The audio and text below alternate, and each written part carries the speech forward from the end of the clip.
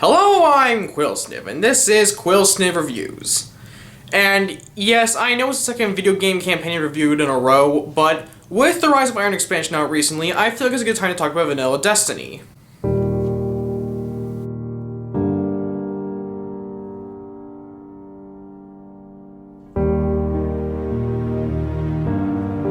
Yeah, Destiny. $500 million poured into a game by Activision, the original Halo creators, Bungie. This game made its budget back on its opening day alone.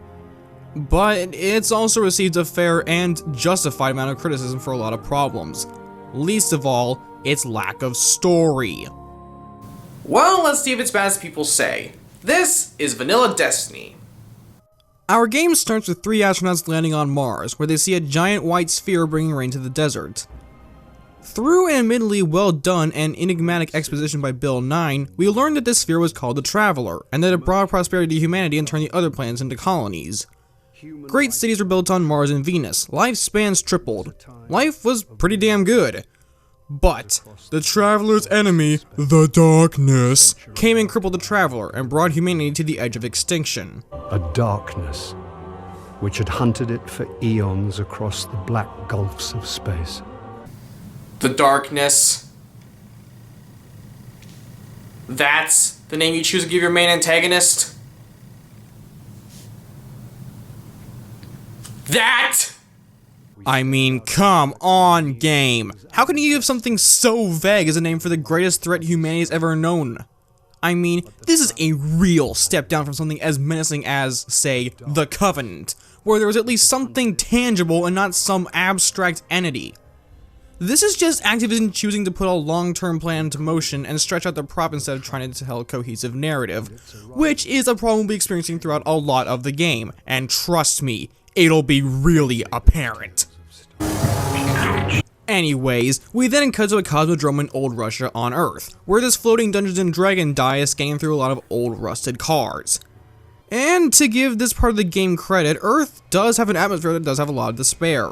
This destroyed bridge and highway, all these rusted and destroyed cars, it does have a sense that something really big went down and not a lot of people come out of it alive. But, sadly, the rest of the game's environments don't carry the same sense of despair and dread that Earth's does. And that's kind of sad because I do enjoy it and I felt it could have been delivered a lot throughout the game. Anyways, this is the Ghost, voiced by Peter Dinklage. And while he may be a great real-life actor, he's pretty damn shit behind the mic. Listen to these lines and tell me he isn't just here for his paycheck. There's a wizard here. You have to kill him. Oh, we slayed a gate lord. It's in the walls! It's in the walls! It's in the walls! Okay, so what were they thinking hiring someone who has no place behind a microphone? Why don't you hire someone who's, I don't know, qualified to do that? So we find out the Ghost is searching for your body, and he finds you, resurrecting you to fight. You are apparently a guardian, and even get the ability to control the light. Some magic bullshit they never explained the Traveler's gifted you through Ghost. Yeah, they really don't go into a lot of detail with your character in this game. And pro tip here, it's important to understand your character and how they function so you can be invested in them. After what is honestly a really cool tutorial where you fight enemies through a giant wall, you find a jump ship and make it back to the city. Wait, who the fuck is this? Yeah, you'll see her later on in the game. Except that, like a lot of the game, she's disappointing and has little to no purpose. You and Ghost fly back to the last city, and to the game's credit again, the aesthetic for the Traveler is rather neat. Just a floating white ball with enough damage on its bottom to show that it's pretty much stuck here. Either that or, well, it's dead. We're dropped off at the tower, the social hub of the game, and here's where the main problem comes into play with Destiny. Welcome to the last safe city on Earth. The only place the Traveler can still protect. It took centuries to build. Now, we're counting every day it stands. You see, almost every named entity in this game has some unique or interesting backstory that develops their character. But, yeah. You want to know something stupid? It's not even in the bloody game! Yeah, you heard it right, folks. Back when Destiny was still in its development phase, Joseph Staten was released from Bungie because execs apparently didn't like his idea for the narrative. Instead, we got some of his ideas placed in Grimoire, a system where you can look at the backstories and important plot elements on these little trading cards. And you know what? I'd be fine if this was somewhere in the game, like an archive or some part of the tower you can look these up. But you can't! You have to actively remove yourself from the experience and go to the Bungie website to get a look at these cards. How stupid was Activision when they made this call? Anyways, after you and Ghost get your jump ship a warp drive, you then find out that a war mind, Rasputin, survives what is known as the Collapse, which was the end of humanity's golden age. And guess what? He doesn't serve any purpose either! Yeah, he doesn't do jack shit until the Dark Below expansion. Look at that! Another plotline is at a dead end! My optimism is running thin! Returning to the tower, we meet with the Speaker, who is Bill Nine's character narrating in the beginning. And in order to sound cryptic and try and see future plot points, he makes the most blatantly stupid quote ever. I could tell you of the great battle centuries ago, how the traveler was crippled. I could tell you of the power of the darkness. I could tell you. I could tell you. I could tell you.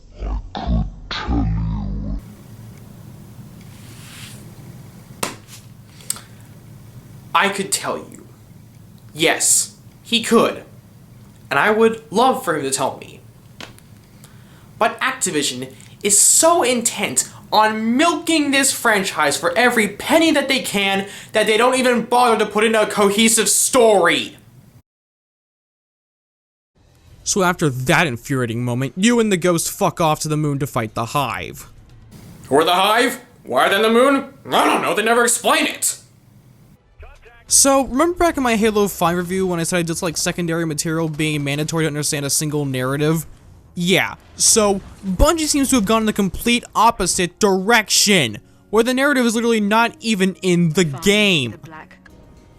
Anyways, you land on the moon and we get some semblance of a fight as we fight these guys called the Hive. Granted, not much is explained about them in the game, but the design aesthetic is rather neat, with the eerie, putrid green lights and neo-gothic environments. It seems Bungie's trying to put a lot more assets into the aesthetics as opposed to a narrative I could get invested in. As you're about to enter the Temple of Crota, you see the same silent figure from earlier, and later on, as you're about to go to stop a ritual to drain the Traveler's light, you get a message from her, with coordinates to the Ishtar region on Venus. You've probably noticed that when I recap the story, there seems to be a lot of holes in the story. And that's because they are. I'm not even skipping parts of the story. These are events happening in rapid succession of each other. And part of me wishes I was lying to you. After you stop the ritual, you and Dinklebot head off to Venus, which contains yet another type of enemy, the Vex, which are essentially just the Prometheans from the Reclaimer trilogy. Okay, so here's what that Activision clearly hasn't gotten yet. The reason the Halo games are so popular is that they took a handful of concepts and developed them carefully. Look, I know that technically in the original Halo trilogy, you're fighting two types of opponents, the Flood and the Covenant. But in both instances, the enemies have characters that are developed and have their abilities explained in-game to at least a certain degree. Here, you fight against 4 different factions of villains, who not only aren't developed to any extent, they're completely interchangeable with the exception of maybe the Hive, who are literally just a Flood that use voodoo magic. After you fight your way through the rip-off bots, we're finally given introduction to the mysterious robot lady, the Stranger, played by Lauren Cohen. And if you thought the Speaker was lame when he said, "I could tell you," then get a load of what she says, because it perfectly illustrates how Activision was just pulling this story out of their ass. Who are you? Why have you been watching us? I don't even have time to explain why I don't have time to explain. I don't even have time to explain why I don't have time to explain. I don't even have time to explain why I don't have time to explain. Really? That's the best you could write to make this mystical and cryptic character? That is the most lazily written character I've ever seen. Oh, and just so you know, she doesn't even play that big a part in the story. Until the end, this is the last we see of her. So, what was the point of her even existing? So, after I recover from my headache, the stranger tells us to go to yet another location. The Reef, the home of the Awoken. Yet again, another concept that will go nowhere until the House of Wolves. We seek to destroy the darkness at its heart. You want to turn it into a battleground. How unimaginative. Do you know where it is? Everyone knows where it is. The hard part is getting in. We'll make you a key. How's that? All we need is the head of a Vex Gate Lord.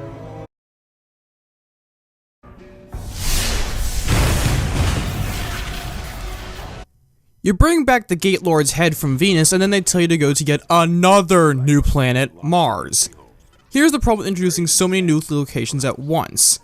Not only do we not have a cohesive narrative that refuses to sit still, but prevents new locations from being brought around in later expansions. Sure, we get the Dreadnought and Taken King and the Plaguelands and Rise of Iron, but that's after 3 expansions of absolutely nothing.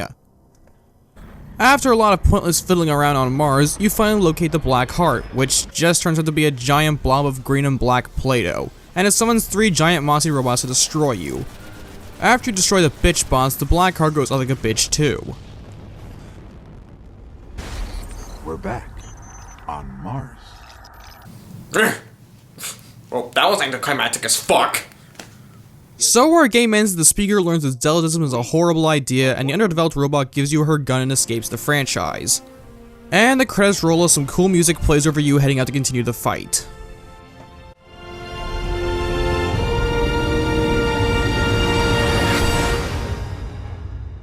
And so that was Vanilla Destiny. And if I ever saw a video game truly fuck up, oh man, it would have to be this one. I mean, Jesus, Activision. Between the ADD level pacing, the horrid voice acting on Dinklebot's part, and lame excuses to try and establish future games, I can't tell what the hell I just played. This game had so much potential, but Bungie chose to ally themselves with frickin' Activision, who are known for ruining games by stretching out the brand. With the Taken King and Rise of Iron expansions, my faith in this game was slightly restored, but Vanilla Destiny was a mess from day one of its launch. And honestly, I think if they had gone with Joseph Staten's original plan, I would have liked it a lot more, but with what we have, Bungie really failed to impress. I'm QuilSniv, and this has been a QuilSniv review.